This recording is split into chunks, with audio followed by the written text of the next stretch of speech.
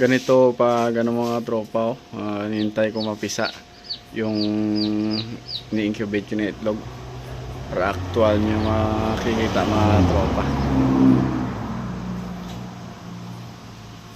Yung itlog pag napisa, yung sisiw kinukuha ko, nilalagay ko sa sa ilalim para hindi hindi mapilay kasi malaki yung butas ng screen ko mga tropa. Hindi nyo makikita mga tropa yun,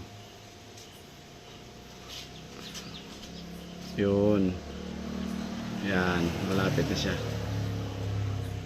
Naabangan natin yung paglabas.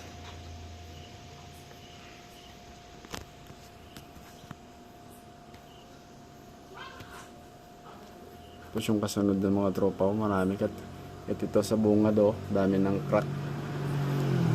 Day 4 ko to na salang mga tropa, bali counting niya 5, tama 21 days 21 days pisa yung day 4. Pero yung iba nito mga tropa, day 12 to, day 12 na sinalang, kaya yung iba hindi pa yan mapipisa.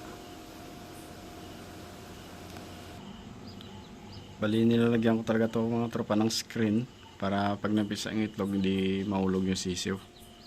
Protection nila. Malapit na. Yan ang mga tropa, lalabas na. Gusto na lumabas ng sisiw. Sabi niya, nagugutom na ako, lalabas na ako dito sa itlog.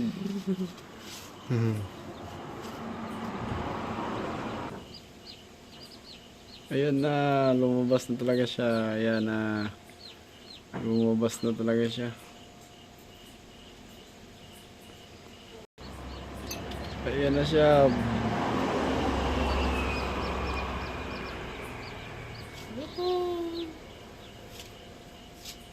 Sabi ng sisiw, I'm free.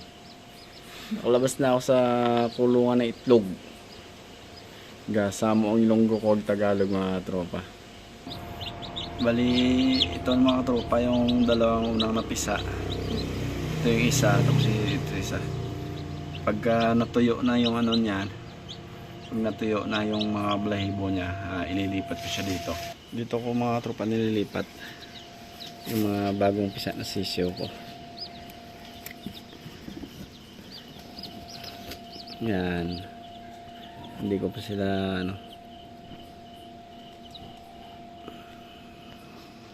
Sana yung iba yun. Dami na nila mga tropa. Ayan.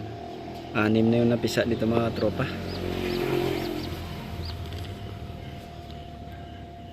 Ilalagyan ko ng ilaw.